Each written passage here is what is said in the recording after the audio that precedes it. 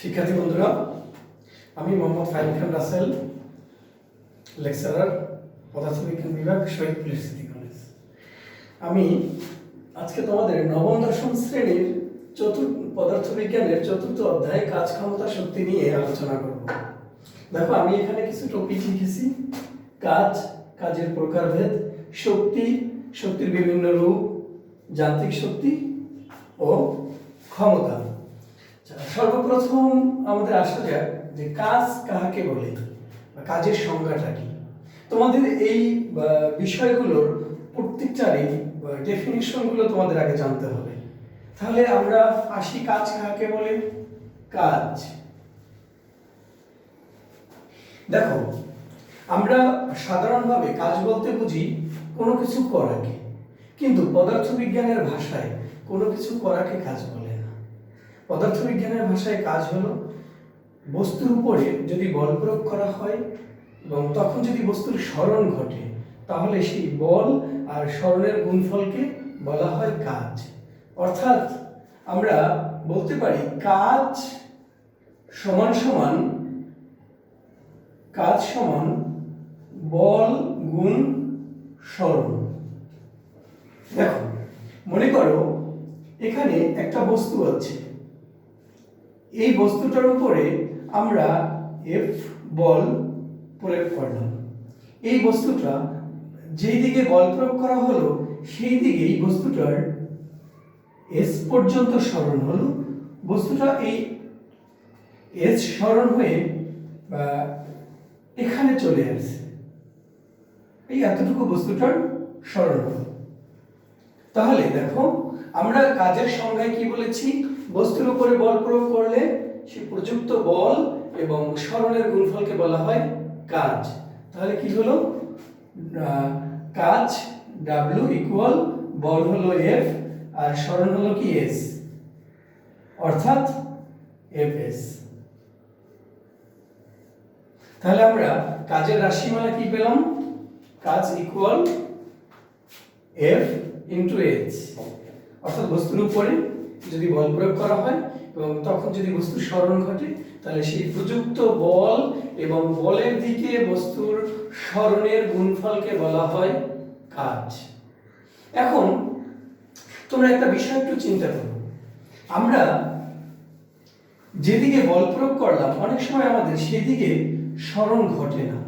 আমরা এখানে বল প্রয়োগ করলাম, বস্তুটার বল প্রয়োগ করলাম ঠিক এই বরাবর, এফ পরিমাণ বল প্রয়োগ করলাম। এফ পরিমাণ বল প্রয়োগ করাতে বস্তুটা ঠিক বলের দিকে স্মরণ না হয়ে বস্তুটার স্মরণ হলো এই বলের দিকের সাথে থিটা কোণ উৎপন্ন করে বস্তুটার এস স্মরণ হলো। তো দেখো, এখানে এইটা হলো বলের দিক আর এদিকে হলো স্মরণ। তাহলে বল আর স্মরণের মধ্যবর্তী কোণ হলো থিটা। এখন বস্তুটাকে আমি বল প্রয়োগ করেছি যেদিকে, বস্তুটা থিটা কোণ উৎপন্ন করে বস্তুটার এস পর্যন্ত স্মরণ হলো। তাহলে দেখো, যেই দিকে বল প্রয়োগ করা হলো সেই বরাবর বস্তুটার স্মরণ কত হলো? সেই বরাবর বস্তুটার স্মরণ হলো, আমরা যদি ঠিক এখানে মনে করো এ বিন্দু, এখানে বি বিন্দু, ঠিক বি বিন্দু থেকে যদি আমরা একটা লম্ব অঙ্কন করি, তাহলে যেদিকে বল প্রয়োগ করা হলো সেদিকে একটা সরলরেখা অঙ্কন করলে আমরা ধরে নিলাম সি বিন্দুতে ছেদ করেছে। এখন দেখো, যখন বস্তুটা বি বিন্দুতে থাকবে তখন যেদিকে বল প্রয়োগ করা হয়েছে সেই বরাবর বস্তুটার স্মরণ হলো এসি। তাহলে আমরা তোমাদের যে সংজ্ঞাটা এইমাত্র দিয়েছিলাম যে বল প্রয়োগ করলে যদি বলের দিকে বস্তুর স্মরণ ঘটে, তাহলে সেই বল আর স্মরণের গুণফলকে বলা হয় কাজ। অর্থাৎ এই সংজ্ঞাটা পরিপূর্ণ না। তাহলে পরিপূর্ণ সংজ্ঞাটা কি? পরিপূর্ণ সংজ্ঞাটা হবে এরকম যে যদি বস্তুর উপরে বল প্রয়োগ করা হয়, বল প্রয়োগ করলে যদি বস্তুর স্মরণ ঘটে, তাহলে সেই বল আর স্মরণের উপাংশের গুণফলকে বলা হয় কাজ। এখন তোমরা চিন্তা করতে পারো যে তাহলে স্মরণের উপাংশটা কি? দেখো, আমরা এই এ বিন্দুতে বস্তুটার উপরে বল প্রয়োগ করলাম, বস্তুটা এস দূরত্ব অতিক্রম করে বি বিন্দুতে গেল। তাহলে বস্তুটার যেদিকে বল প্রয়োগ করা হয়েছে এসি বরাবর, সেই এসি বরাবর বস্তুটার সরণ হলো এসি। অর্থাৎ এই আমরা যেদিকে বল প্রয়োগ করলাম সেদিকে বলের অর্থাৎ সরণের উপাংশ হলো এসি। আমরা ধরে নিলাম এতটুকু হলো এক্স। তাহলে আমরা এখন বলতে পারি, তাহলে দেখো কাজ সমান কত, বল ইনটু বলের দিকে সরণের উপাংশ, বলের দিকে সরণের উপাংশ। তাহলে সেই বল হলো এফ ইনটু বলের দিকে সরণের উপাংশ কি, এটা হলো অবশ্যই এক্স। তাহলে আমরা বলতে পারি এফ এক্স। এখন তোমরা দেখো এখানে বস্তুটা থিটা কোণ উৎপন্ন করে বি বিন্দুতে চলে গেল। তাহলে আমরা এখন থিটা ব্যবহার করব। থিটা ব্যবহার করে আমরা কাজ নির্ণয় করব। সেটা কিভাবে দেখো, আমরা এই এক্স এর একটা মান বের করব, অর্থাৎ সরণের উপাংশ বের করব। দেখো এইটা যদি থিটা হয় অর্থাৎ সূক্ষ্মকোণ, আর দেখো এখানে আমরা বি বিন্দু থেকে এসি এর উপরে বিসি লম্ব অঙ্কন করেছি, অর্থাৎ এইটা 90 ডিগ্রি। তাহলে 90 ডিগ্রির বিপরীত বাহুকে বলা হয় অতিভুজ, আর এটা সূক্ষ্মকোণ। তাহলে এসি হলো কি, ভূমি, আর এবি হলো কি, সরণ। তাহলে আমরা দেখো এবি যে সরণ সেটা হলো অতিভুজ, অতিভুজের সাথে ভূমির সম্পর্ক কি, cos। তাহলে আমরা দেখো কি লিখতে পারি, cos থিটা ইকুয়াল, দেখো মনে রাখবা শিক্ষার্থী বন্ধুরা, cos থিটা কবরে ভূত আছে, অর্থাৎ কি ভূমি বাই অতিভুজ। কবরে ভূত আছে, ভূতের হলো ভূমি, আর অতিভুজ আছে মানে অতিভুজ। তাহলে ভূমি কি এখানে এসি, এসি মানে হলো এক্স, আর অতিভুজ কি এবি, এবি মানে কত এস। তাহলে আমরা লিখতে পারি এক্স সমান এস cos থিটা। তাহলে তোমরা এখন এই যে সমীকরণটা, এই সমীকরণে দেখো এক্স এর পরিবর্তে আমরা কি লিখতে পারি, এক্স এর পরিবর্তে আমরা লিখতে পারি এফ এস cos থিটা। তাহলে আমরা কাজের দুইটা সমীকরণ পেলাম, একটা হলো w ইকুয়াল fs আর একটা হলো w equal fs cos theta. অর্থাৎ আমরা এই যে দুইটা সমীকরণ কখন কোনটা ব্যবহার করব, দেখো যখন বস্তুর উপরে বল প্রয়োগ করব, যদি বল প্রয়োগ করলে বলের দিকে বস্তুর সরণ হয় তাহলে হবে w ইকুয়াল fs। আর যদি বলের দিকে সরণ না হয়ে আমরা যেদিকে বল প্রয়োগ করলাম বলের দিকের সাথে যদি থিটা কোণ উৎপন্ন করে বস্তুটা সরণ হয় তাহলে আমরা লিখব w equal fs cos theta. এখন তোমরা একটা বিষয় একটু চিন্তা করো, দেখো আমরা মূলত এই যে সমীকরণটা আমরা ব্যবহার করেছিলাম এই সমীকরণটাই এইটা, দেখো অর্থাৎ আমরা এই যে সমীকরণ, এটা দিলাম সমীকরণ 2 আর এটা দিলাম সমীকরণ 1, অর্থাৎ এই 2 নং সমীকরণটাই মূলত 1 নং সমীকরণ। সেটা কিভাবে দেখো, দেখো আমরা এখানে একটা বস্তু ছিল, এই বস্তুটার উপরে এই দিকে আমরা f পরিমাণ বল প্রয়োগ করলাম, তাহলে ঠিক বলের দিকে বস্তুটার s পরিমাণ সরণ হলো, সরণ হয়ে এখানে আসলো। এখন দেখো আমরা যেদিকে বল প্রয়োগ করেছি সেদিকেই বস্তু সরণ হয়েছে।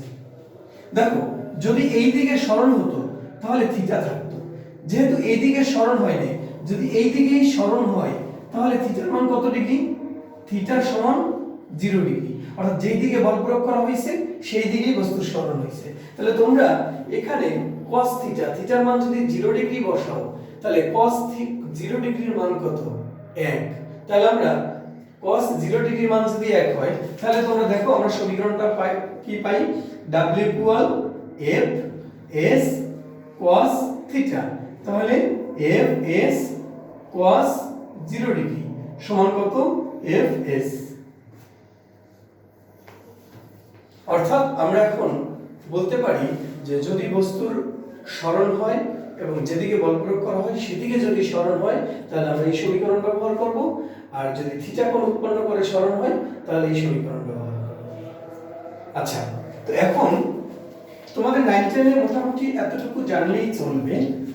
এখন আমরা দেখো কাজের একক বের করব। তোমরা মনে রাখবা কাজ একটি স্কেলার রাশি। এখন কাজের একক বের করব। কাজ কত?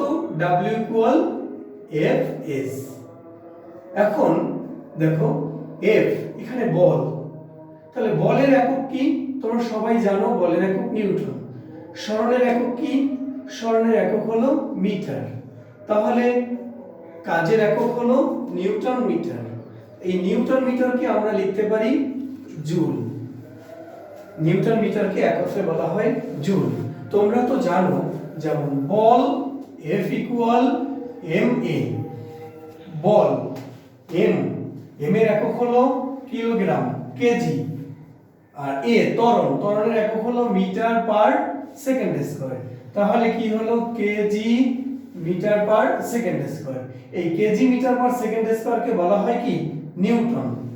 ঠিক একই রকম নিউটন মিটারের গুণফলকে বলা হয় কি? জুল। তাহলে আমরা বলতে পারি কাজের একক হলো জুল। এখন তোমাদেরকে যদি বলা হয় 1 জুল কাজ কাকে বলে? 1 জুল কাজ কাকে বলে? তোমরা এই সংজ্ঞাটা কিভাবে দিবা একটু চিন্তা করো।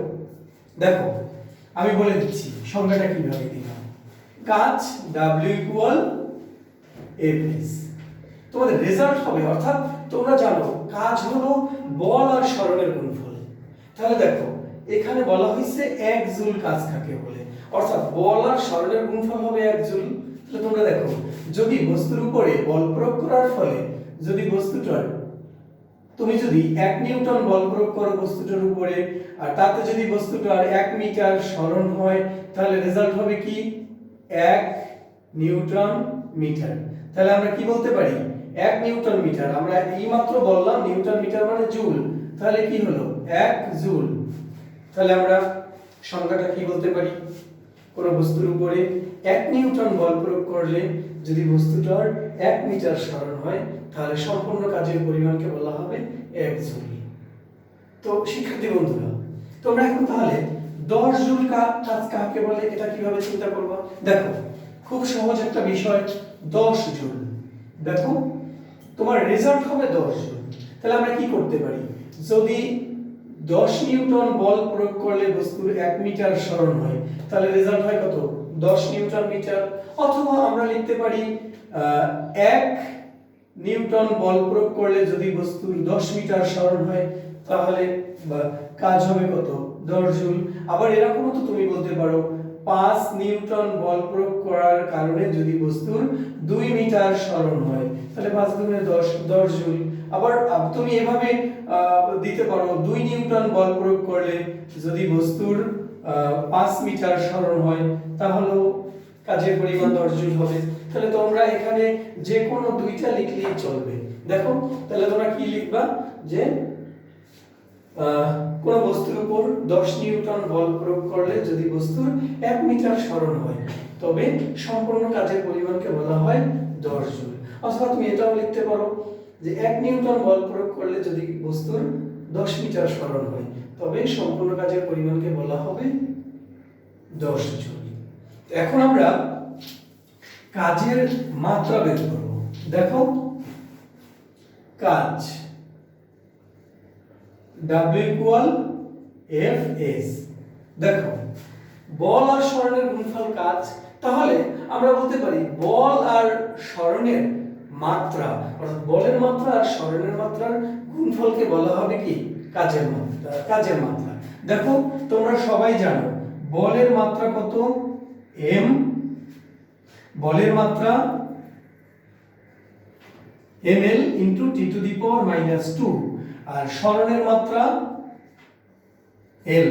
তাহলে দেখো আমরা এই দুটোর গুণফল ml t⁻²